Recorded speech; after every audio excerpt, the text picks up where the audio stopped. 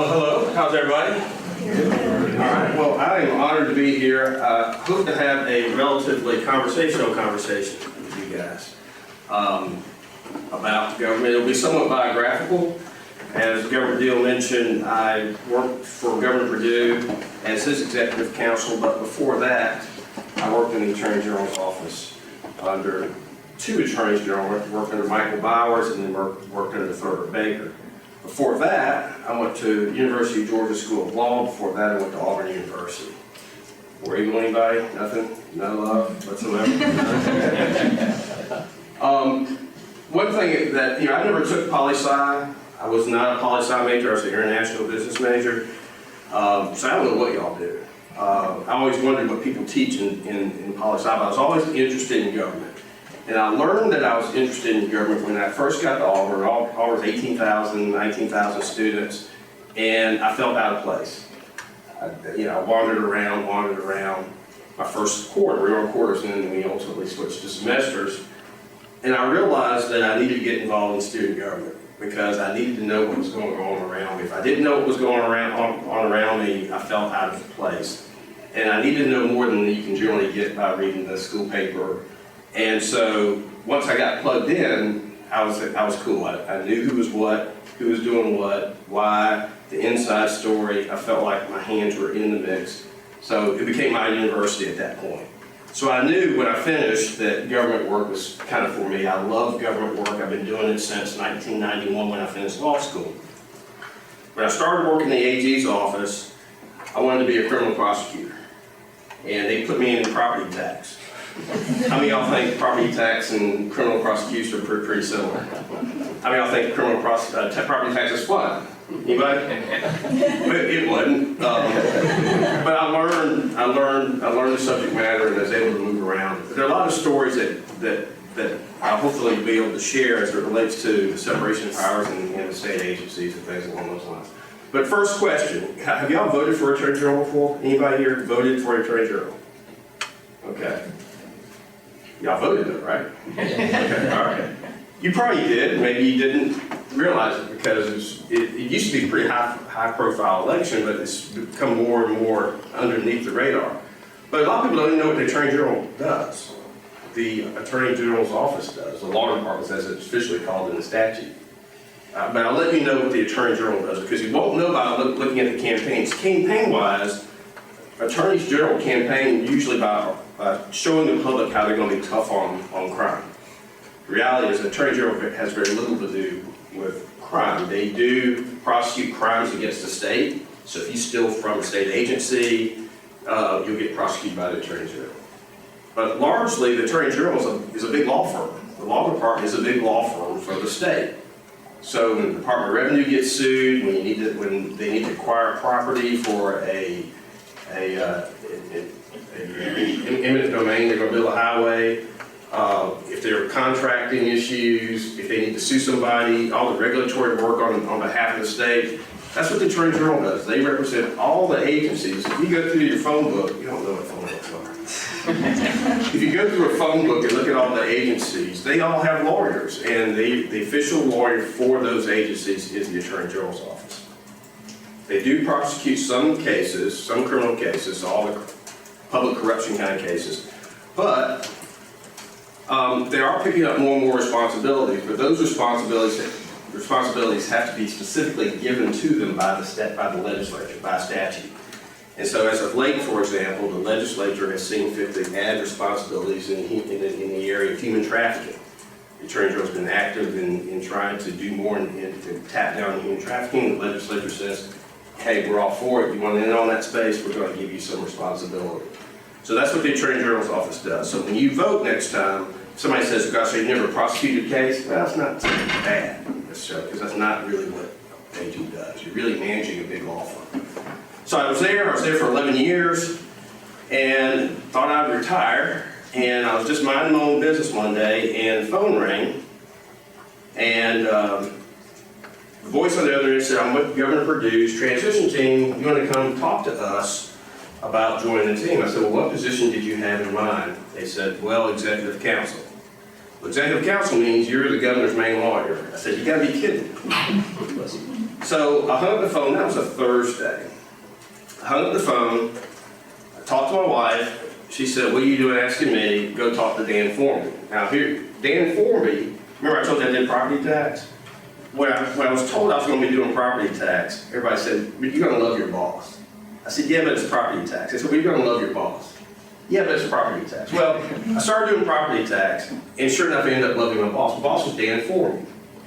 Dan Formby was a man who, from the suburbs of Rome, he didn't say much. I could ride in the car from here back to Atlanta, and he might say 5 words. But he was a wise man, very wise. And no matter what question you asked Dan, whether it was a legal question, a career question, a life question, first thing he might do is just sit there. And you wouldn't realize he was still awake or not, but he would pause. And then he'd finally say something that would be very wise, and he would say something like, well, my mama used to say. And then whatever he would say would be really, really wise. So I talked to a lot of people whether I should go work for the governor. I said, Dan, what do you think? And he paused, and then he sat there and he said, well, my mama used to say, it's hard to turn down a seat at the table. I said, okay. That's not all that overwhelming. But then I talked to a lot of other people, but nothing really resonated like, it's hard to turn down a seat at the table. So y'all seen the Capitol, beautiful gold dome. And I would go into the Capitol every day. And I think, wow, I'm not going here to look at the two-headed squirrel or whatever it is on the 4th floor. I'm actually going here to do work for the state. And we sit around, we have the governor's staff, and we're talking about all the problems in the state. And I have a seat at the table, and I'm not just sitting watching. Every now and then somebody says to me, what do you think? And every now and then the governor of the state of Georgia would come to me and say, what do you think? Well, you need to have an answer, right? But that's pretty cool. That was really cool. So I loved every second. I want to tell you what I learned by working in the governor's offices, and some things that he might not tell you because he's fairly modest. One of the things you do as governor, when you run for governor, is you basically run saying you're going to fix all the state's problems. You're saying, all these big problems out there, give them to me. I got it. Does that sound stressful? Okay? So, one of the things I learned as working for the governor was I didn't have the weight of the state on my shoulders, 11 million citizens of the state of Georgia. But I certainly had the weight of the man who had all the weight of the state on his shoulders. And so as a lawyer, lawyers are trained to think methodically through all the issues, do legal research, and spot issues, and run the trail on all these issues. That's why it takes a long time sometimes to get answers out of lawyers, because we're trying to be thorough in our analysis. But I learned working for the governor, you don't have time to do all that analysis. Nor does the governor have much interest in all that analysis. They want to know what the answer is, can they do it, what do they need to do to get there. That's all they care about, how to get from A to B. And so without having the time to do that research, there's a little knot in your stomach that forms. Because you're going by instinct a lot of times. As you're advising the governor of the state of Georgia, you're advising him on instinct a lot of times.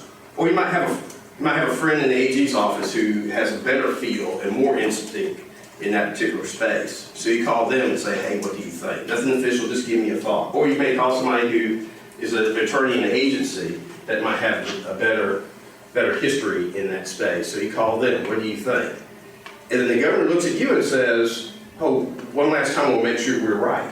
And you say, yes, sir, I think we are. And then they go to their office and they face a bank of TV reporters and cameras and announce what they're about to do based on what you have told them. So it's not in your stomach, but it's still a lot of fun.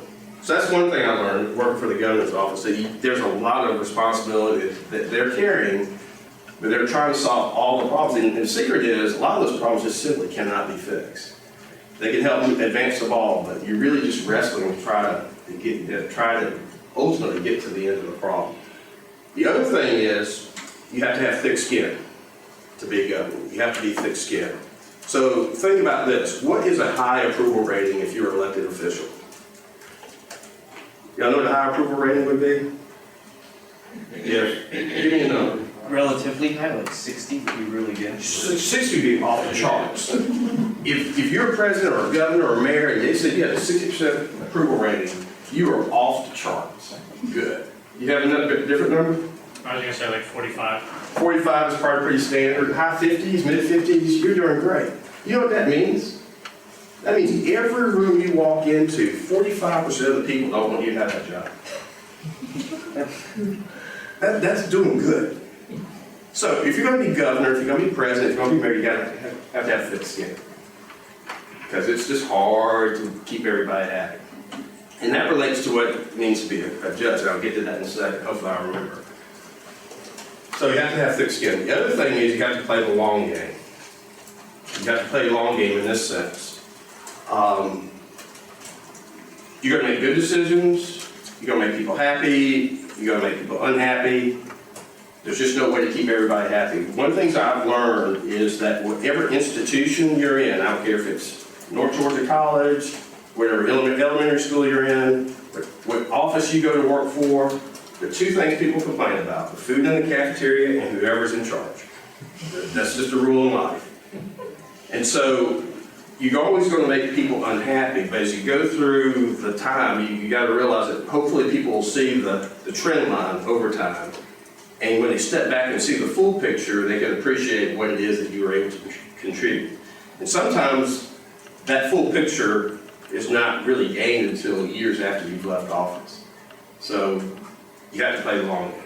So anyway, I was working for Governor Perdue, and as Governor Dill mentioned, we're in a strange time now.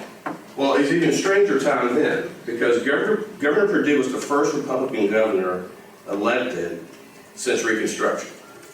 He was the first Republican governor elected in 139 years.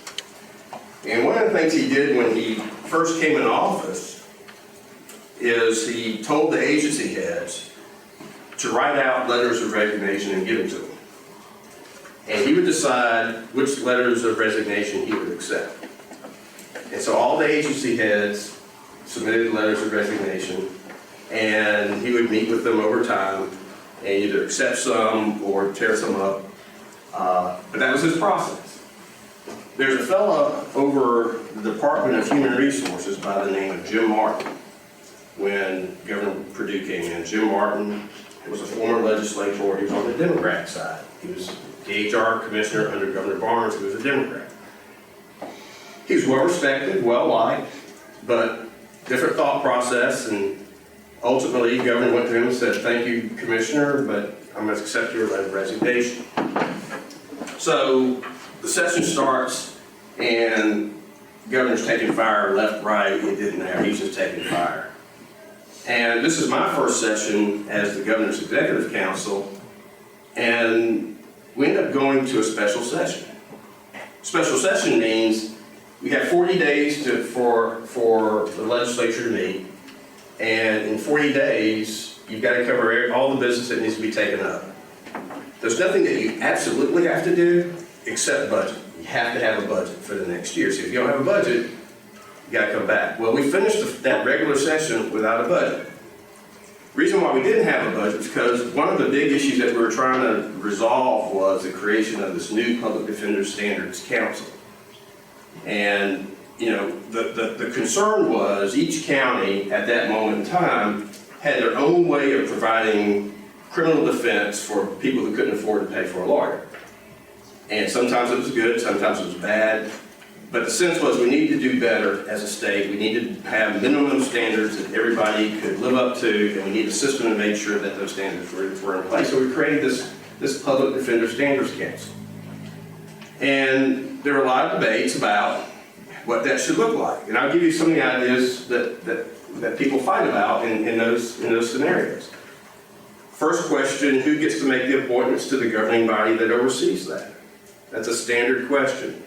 So the governor obviously wants to have the greater number of appointments. The House needs to have some appointments. The Senate needs to have some appointments. That'd be the Speaker in the House and the Lieutenant Governor of the Senate. So you deal with those kind of questions, and we had our checklist of items that we were trying to resolve.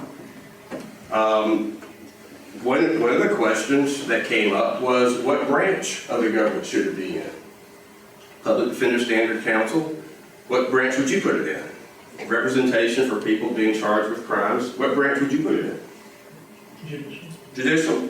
Okay. Why, if you're a governor, why might you not want it to be in the judicial? Yeah, you have less control. It's a new agency. The governors want to have more control or something that's created under their watch. So there's a big push in the House for it to be in the legislative branch, in the judicial branch. The governor wanted it in the executive branch. That was one of the big issues. How do you pay for it? Where's the money come from? Well, there are these fines and fees that come in. There are many who wanted that a dedicated stream from those fines and fees to go to the funding of the system. Well, you know, if you create a dedicated stream, it's called earmarking. If you earmark in the state budget, you have to have a constitutional amendment. That is one concern you have about earmarking. The other concern is if you earmark a certain amount of money, guess how much an agency will spend? Any idea? If I gave you $100 when you're, how much do you think you'd spend? At least 100. You might spend 100 and ask for more. So whatever amount of money you give anybody, especially in state government, they're going to spend. So they didn't. We had a lot of debate about that. Here's why I bring this up. So we end the session, and we don't have a budget because we didn't figure out how this particular piece would be resolved. So we come back, we have a special session. In my first legislative session, now I'm at the seat of have a seat at the table. I'm the one leading the negotiations on behalf of the governor, and guess who I'm negotiating with? Jim Martin, the DHR commissioner that got moved out.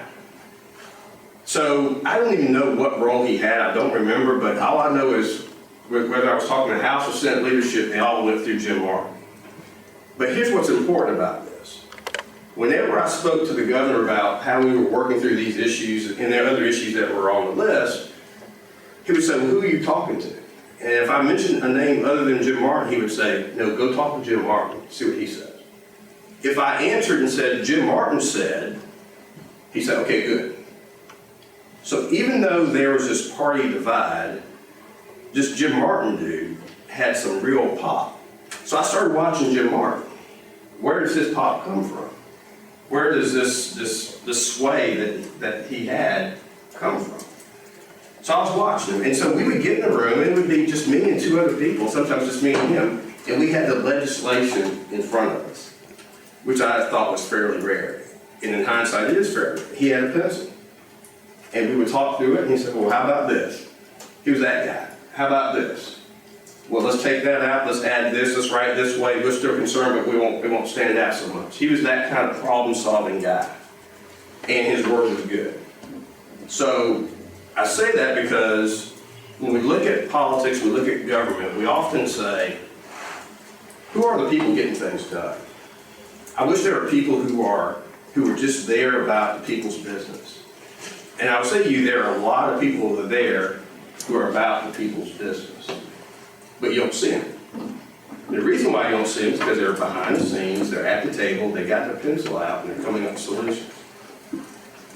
And they're not the ones that are on the floor, in the well, flailing, being real dramatic, drawing the attention of the cameras, because that's not how you get things done in the legislature. It's not how you get things done working with the governor's office. And Jim Martin had figured that out, and I learned from him on how you figure those things out.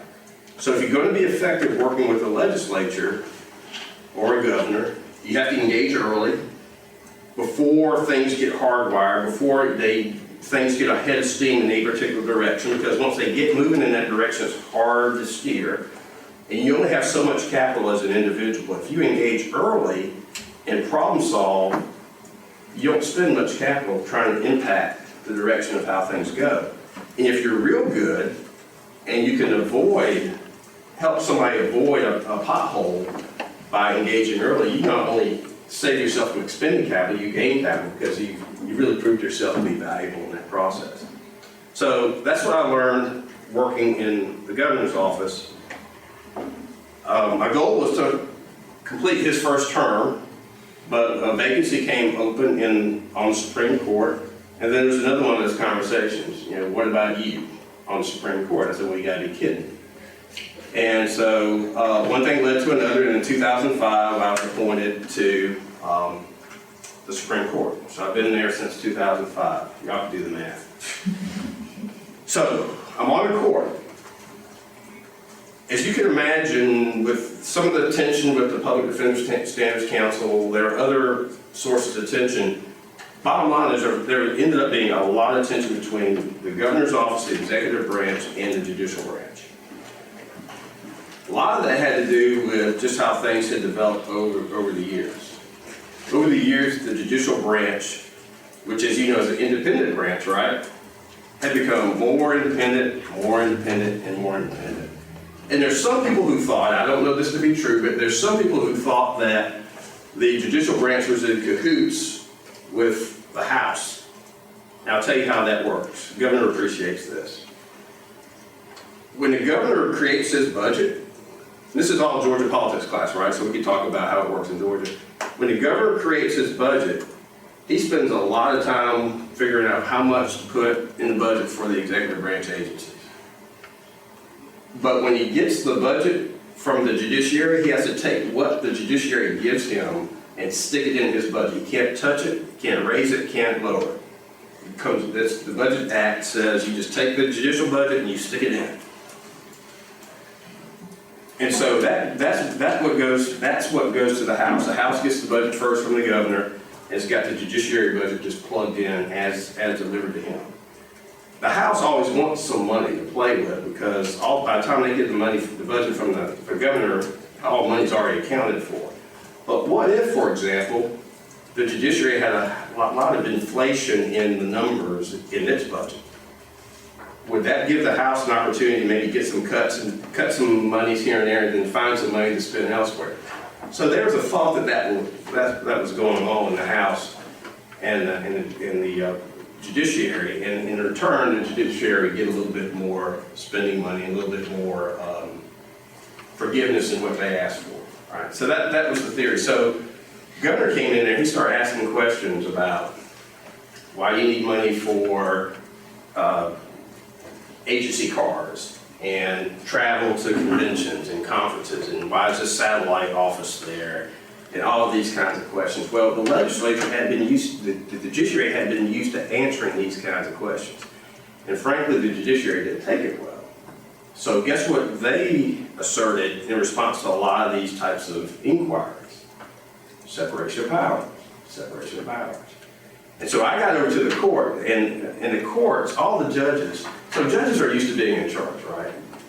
Judges love the fact that we say what the answer is, and it's right. Unless it gets reversed by a higher court. But we love the idea that what we say is generally right. Well, now we're in a situation where we as judges are being asked a lot of questions about what we've already decided we need for our budget. And we didn't like it. So when I got to the judiciary, there's a lot of talk about separation of powers, separation of powers, separation of powers. Y'all tell me what was wrong with that response to those kinds of questions. Any idea? Separation of powers. What you got? I don't think no, I don't. You don't have a voice? The separation, it's more like not really about their power, it's just kind of listening. Okay. I think that's the core of it. Did y'all hear what she said? She said this. I'm sorry, I wasn't fair. Separation of powers is really about what? Protecting the decision-making process of the judiciary. None of the questions that were being asked had anything to do with the decision-making process of the judiciary. It had everything to do with the spending aspects of what we were doing for other things. All right, that's the first thing. The second thing is, when we submit a budget, it's a budget request. It's got that R word, request. It's not a demand, it's not an entitlement, we have to ask for it. And so we're not entitled to any dollar just because we're the judiciary. Now, there's a certain amount of funding we need before we can even do our job and make sure we're addressing criminal cases in particular in a timely manner so people aren't locked up. But as long as we're not dealing with that level of spending questions, all we're talking about is stuff around the edges that don't really go to the decision-making process. That's not a popular view. It was not a popular view. And in fact, with the Public Defender Standards Council, what we ended up doing was, instead of creating a funding stream, we said there's a funding source. So we had a stream of funds. It said you can ask up to the limit of that amount of money, but still ask. You'll automatically get it, but whatever you get will come out of that money. And so when that agency was created, for the first several years, the tension and the controversy was, hey, where's my money?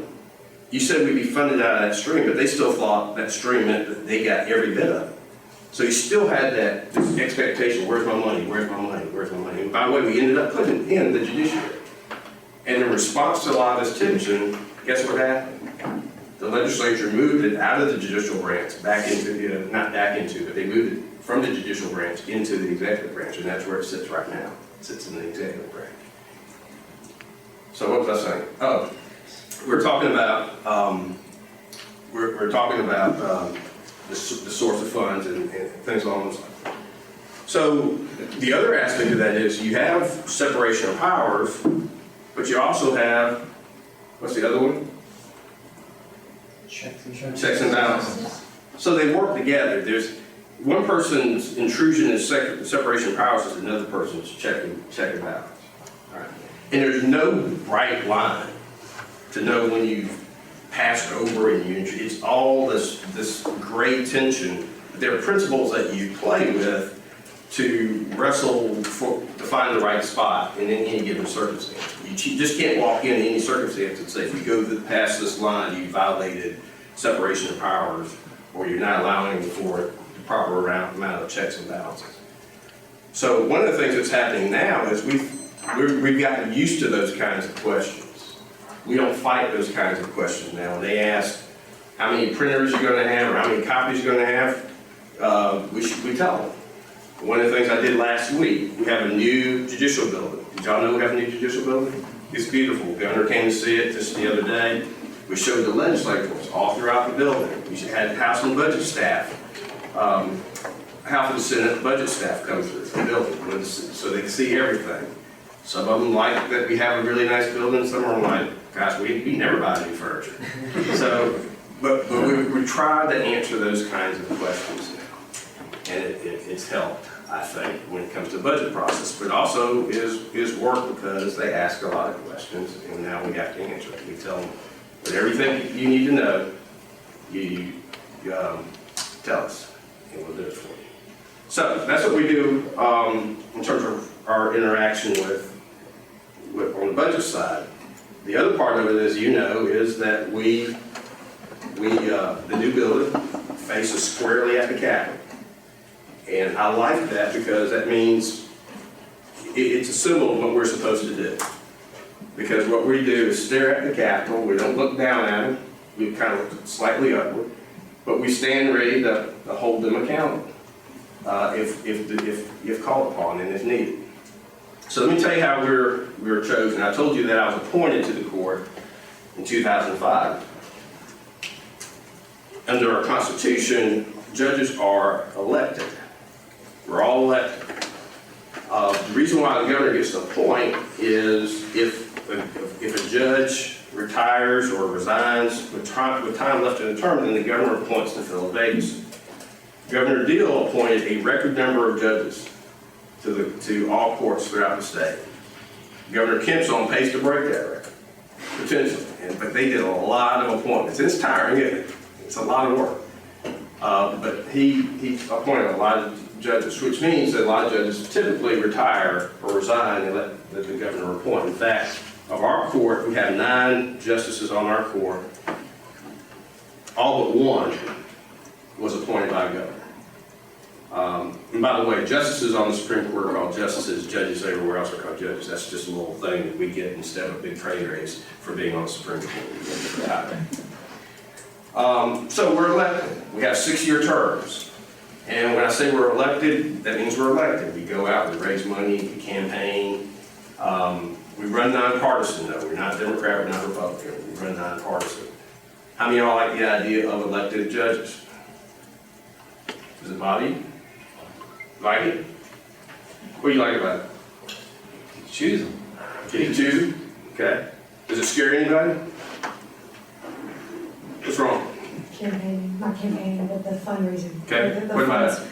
Because sometimes, depending on the standpoint, if you are given a certain amount of money, you might be, quote unquote, needing to go favor later. Well, the good thing is we have, you hear what she said? If you give a certain amount of money, we might have the sense that we owe favor to somebody. The good thing is we have contribution limits. So what is it, $1,000? Does that scare you, $1,000? Not so much. Not so much. What if somebody bundles and bundles a whole bunch of money? Who do we campaign among? Mostly, you think, if you're a judge? Who do you think we campaign amongst? Lawyers. Lawyers.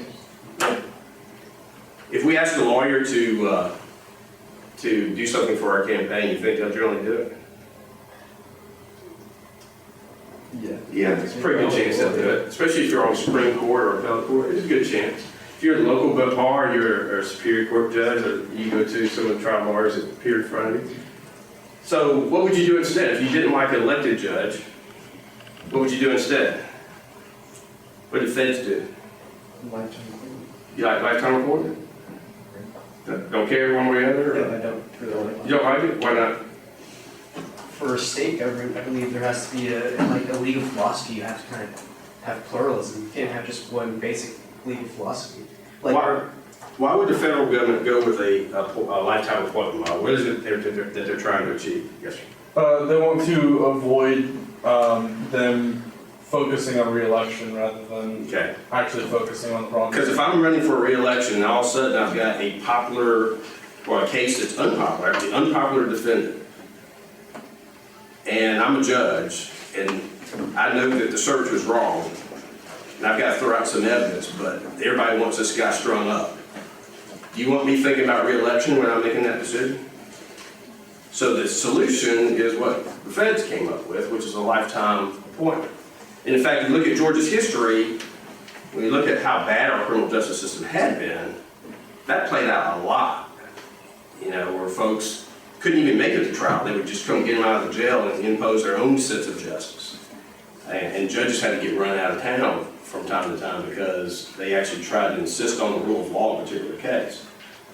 So you don't want judges thinking about re-election necessarily. So the feds go with the lifetime appointment process. What scares you about that? What do you gain by that? You gain an independent judiciary. What scares you about it? Times change. What do you mean by that?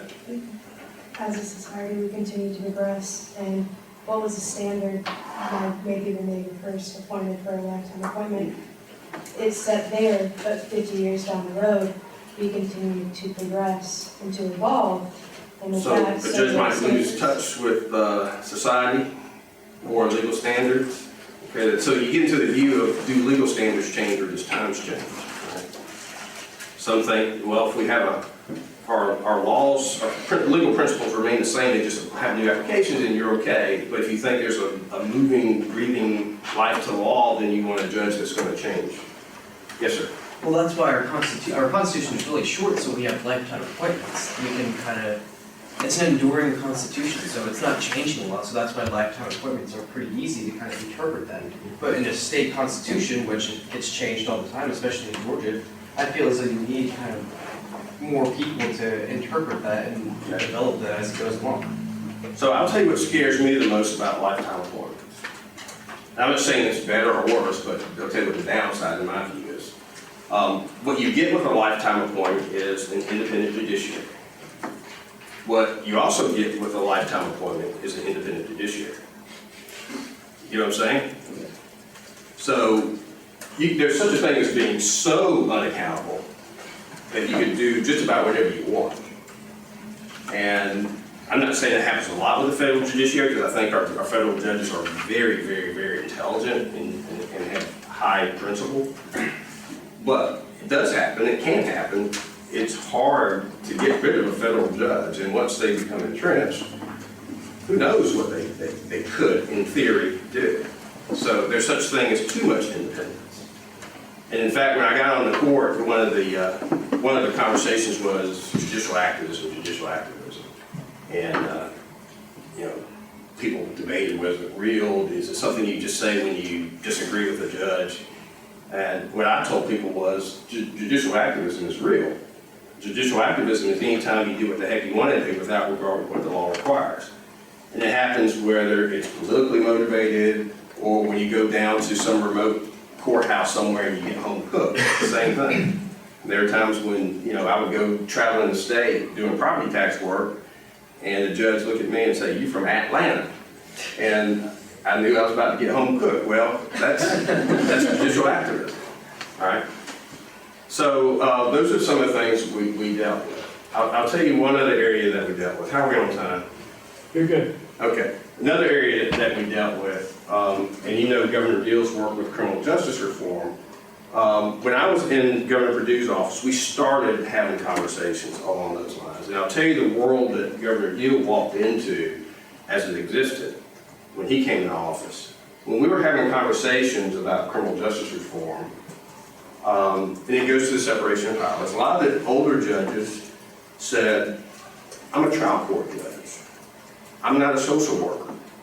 This is not what I became a judge for." So what are they really saying when they say that? You know what criminal justice reform called for, accountability courts called for? You know what that looks like, kind of, sort of? So we were used to this model where we have this adversarial system that says in a criminal case, we have the state prosecutor and we have the defense lawyer. And the state prosecutor is going to develop all the facts, all the law that shows why this person should be found guilty and this high-level punishment should be the response. And the defense lawyer will come up with all the facts and all the arguments for why this person should not be found guilty, and or if they are found guilty, why this relatively low amount of sentence is the right response.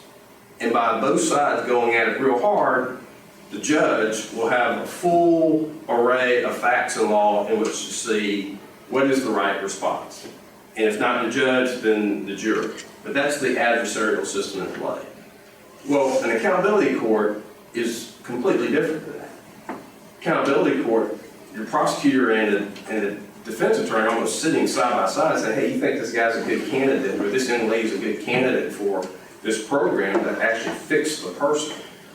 And then the judge is actually overseeing the person's progression through the program that calls for drug testing, GED training perhaps, some type of cognitive retraining, job application process. So now everybody's almost playing a social worker role, and it's a totally different role in the courts. So when we first started having these conversations, that was the response of many of the judges, and they weren't wrong for saying that. So when you talk about anybody participating in accountability courts, you have to appreciate the mind shift that was necessary for that to start happening. The other thing that's quirky about accountability courts is accountability courts are within the judiciary. Well, courts are within the judiciary, right?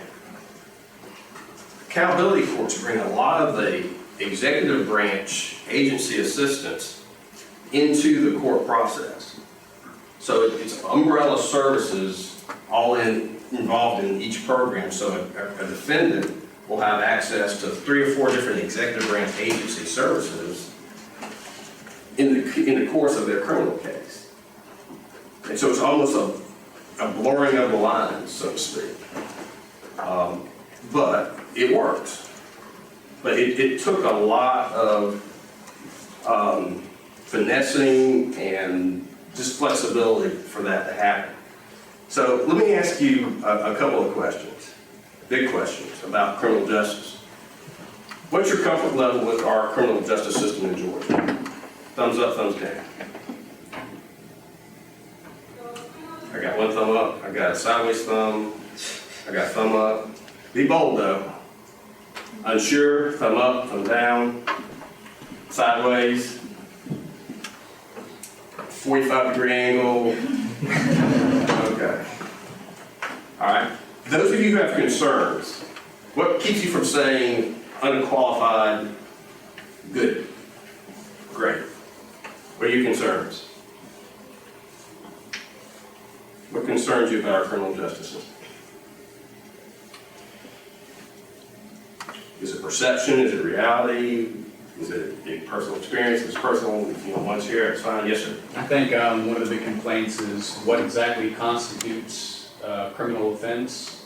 For example, like I know there's this giant, it's kind of like the war on drugs, you want to call it that. Okay. But a lot of people feel like some things should be criminalized, but even beyond that, I think one of the biggest complaints I've seen is that the criminal justice system is focused more on punishment than reform. Okay. In terms of like what kind of conditions they have prisoners in, what it produces when they leave that prison. All right. So, what constitutes a criminal offense? War on drugs. Mostly when you're talking about that question, usually we're only talking about one drug. That's marijuana, right? I'm asking, are we talking about legalizing anything other than marijuana? Okay, anybody want to legalize meth? Opioids? Okay, but it's usually marijuana, right? So then, whether we're actually doing anything other than trying to punish. Okay, anything else? What else? Is that all the complaints we have? Otherwise, we're good? Reducing recidivism through reforms. Okay, similar to what he's saying, if we were doing better than punishment, then we would be doing that instead, right? It's either or.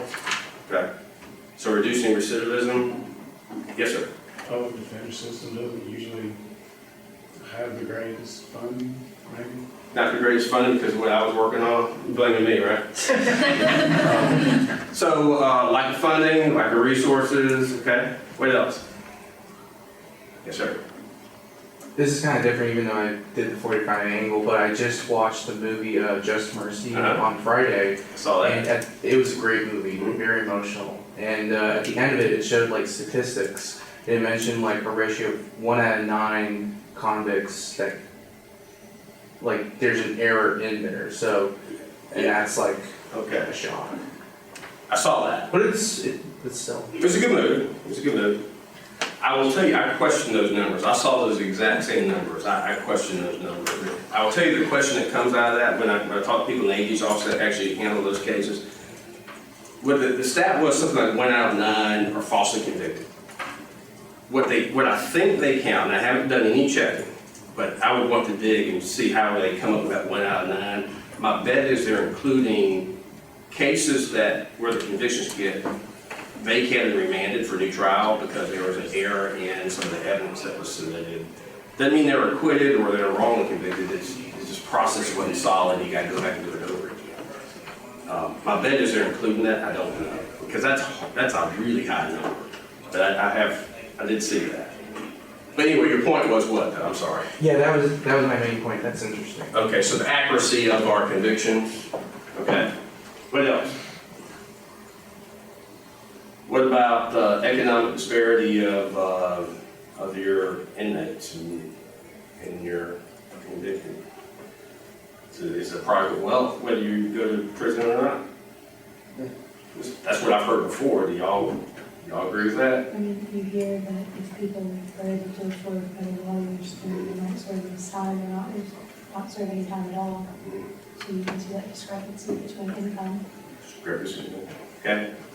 Anything else? Yes, sir. How overworked defense attorneys are they work for the state? Yeah. So a lot of these I've heard a lot. I've seen firsthand how they work. I will tell you that one I think is big. On yours with economic issues, whether you can afford an attorney, do you think y'all could afford an attorney? No. You think I could afford an attorney? Yeah. I could afford the initial retainer. After that, I'm broke. I'm going to the same system as everybody else. The public defender system is now the default system for providing legal defense. Because if I were to hire an attorney, they would say, okay, I want $25,000 up front, and we're going to drop down $250, $300, $400 an hour. And that rate goes up if we go to trial. So in order to really have this disparity to where you can afford the high end, you have to really be a lot more fluent than I am, because otherwise we're all on the same boat. So the best way is just to stay out of it. What other problems? What about racial disparity? You don't care about that? Is that something we see or are concerned about? Okay, what else? Anything else? Any other country you'd rather be arrested in and go to trial in? Pick one. Hard to find? Okay. So let me just ask you a few questions and then I know we'll wrap up. Any questions you have for me so far? Because I got more questions. I can do this for a while. All right.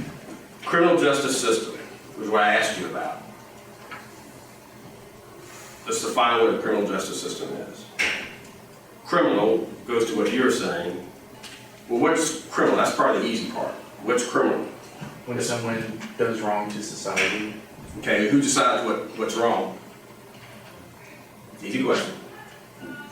It's actually pretty easy. Yeah, because you have to violate a statute. You can't violate something that's out there that may be wrong but not written down. It has to be in the code. And you can debate about what's in the code or what's not in the code, but if it's in the code and you violate it, and then you've committed a criminal offense. So that's the criminal part. Here's a harder question. Justice. What's that? That's hard, right? So you've gone through third grade civics classes, you're a poli-sci major, you've heard people marching for justice, fighting for justice, standing up for justice, no peace. Gone to Sunday school, some of y'all skipped, some of y'all slept. What's justice? Retribution for those who belong. Is justice always retribution? So what's justice? Understanding like how much wrong they did. How much wrong they did? Yeah. And if you understand how much wrong they did and then ignore it, is that justice? Appropriate response. Appropriate response. So now we're getting there. Appropriate to what? Crime. To the crime? Just the crime? Because this young lady here is talking about recidivism. You just going to deal with the crime? And teaching them how to be better? Or Maybe, I don't know. But right response given, okay, let's say this. You're Connor, and you are Renee. So Connor and Renee, I'm the judge, y'all come to me, the exact same offenses. And you come in and you're really, really apologetic. Matter of fact, y'all committed the same crime together. And you're really, really apologetic. Renee, is that what you said? Renee can care less. She can care less. She's not calling me Your Honor. She's calling me by my first name. But you're doing everything right. Am I going to look solely at the crime? Who the person is. Okay. So I'm looking at a whole bunch of stuff, right? So it's the right response, but the more factors I can process, the better I can issue something that really fits the circumstances. That's a hard job. So to me, that's what justice is. Justice is the right response. And that's it's tough to get to those three words, but I think that captures what justice is. It's the right response. So y'all have the benefit of having a definition. I never had a definition. I went through law school and never heard a definition of what justice was. I was on the court. I had it in my title without knowing what the definition of justice was. So y'all have a heads up. System. What's the system? Where does it start? Where does it end? What's the criminal justice system? Yes, sir. Courts, corrections, and police. Okay. Court, corrections, and police. In that order? No. Because police, court, corrections? Yeah. All right. Does that capture it?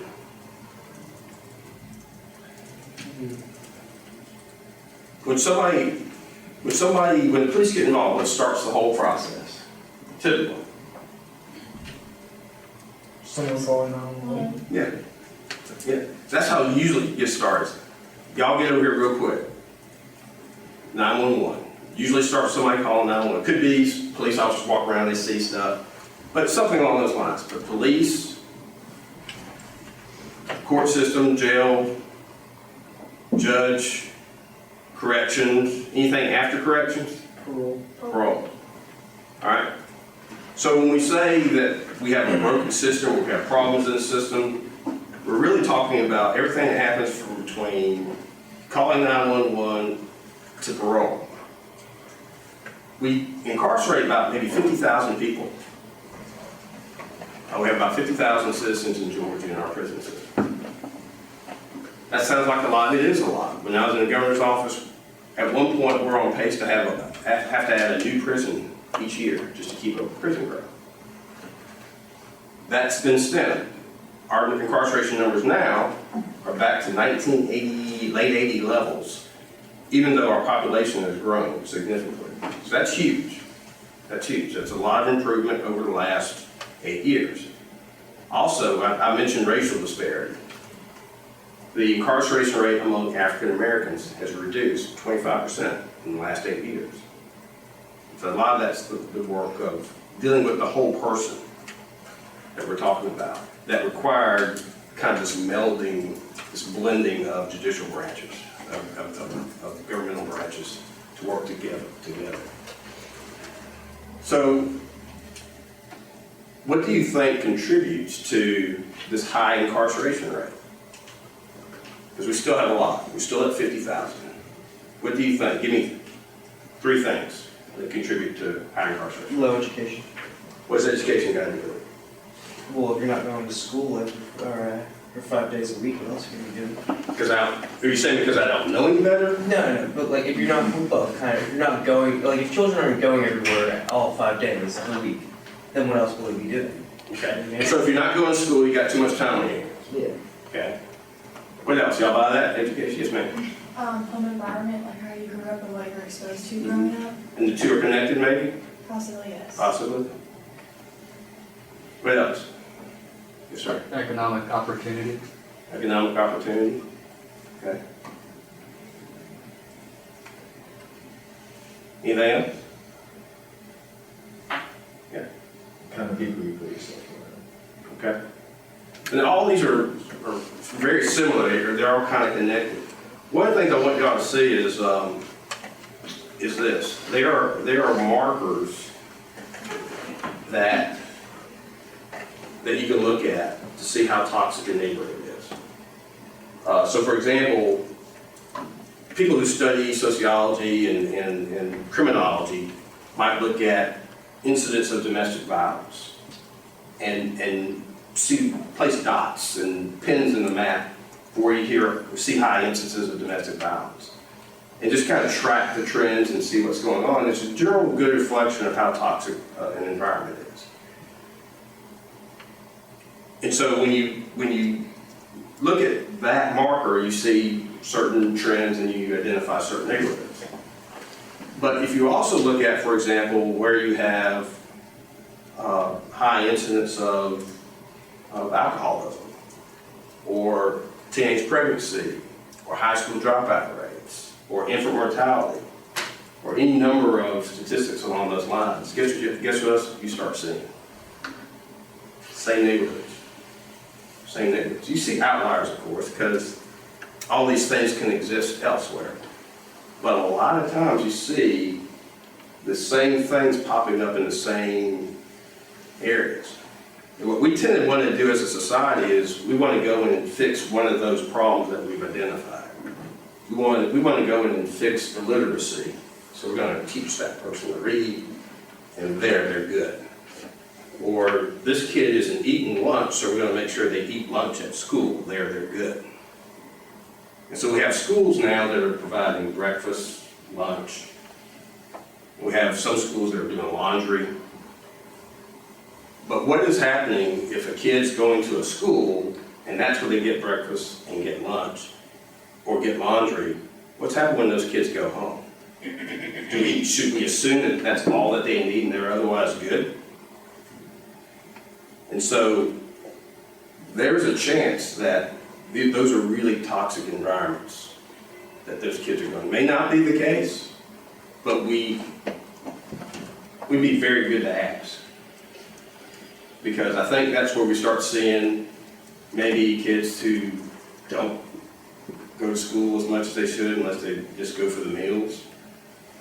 Or you start seeing where they might be hanging around kids that aren't really, don't have a vision for where they can go in life. But you're right, boredom will kill a kid. Boredom will kill a kid because, you know, these kids you see selling water on the side of the road, that's good for that summer. Next summer, are they going to sell water? Maybe not. They're going to find something else to do. But while they're selling water, they're demonstrating a lot of energy, willingness to do something, to achieve something. But if that dies, they're going to find something else to do that's a little bit more interesting, a little bit more exciting, maybe something that gives them a little bit more of a pat on the back from the guys in the neighborhood. And you start doing stuff that's a little bit different than the day before, that might start leading you down that road to criminal activity. And then it's hard to get back on track. It's hard. And so those are the tough conversations that I think are good to have about why and how we end up with high incarceration rates, because we have a lot of broken communities, we have a lot of broken homes. This stuff doesn't happen in isolation. So I tell people all the time, for example, our education problem, our school testing problem, it's not a school problem. Why can't Johnny read? Let's follow Johnny home. Let's see what's going on there. Maybe it's a great home. Maybe Johnny just needs a little extra help. But maybe Johnny doesn't have a bedtime. Maybe Johnny doesn't have a place where he can read, where it's quiet. Maybe there's smoke all in the house, or even weed smoke all through the house. There's a lot of questions we could be asking. And if we dig into that kind of stuff, we avoid even trying to reduce recidivism. We try to avoid criminality in the first instance. Okay. What kind of questions can I answer for you guys? I've been talking a lot. Of course, y'all did ask me to come and talk, but what can I answer for you? Yes, sir. When you were describing your work as the executive council, it seemed as though that you were really working a lot with like legislators. Is that usually what executive councils do in the state? We split it up actually. I had a guy that was the deputy counsel. He did more of the legislative work. Yeah. I worked more with the agencies because that was more my background. So giving direction to the agencies about problems that they were trying to resolve, litigation that they were involved in. I got involved with the legislation for the Public Defender Standards Council because it was kind of like a legislation to create a new agency. Okay. So it was just my luck that I ended up with the piece that ended up going into a special session. How big of a seat do you think you had at the table? I had a big seat. Yeah. Now, I wasn't the decision maker, don't get me wrong, Yeah. but I was definitely the one passing information back and forth. But it was always the governor's decision, make no mistake about it. But every now and then he asked me what I thought. And a lot of times he did, especially as it related to some of the issues with the judiciary. A lot of things he was looking to me for at least informing him of what the facts were, what the lay of the land was, but it was always his decision.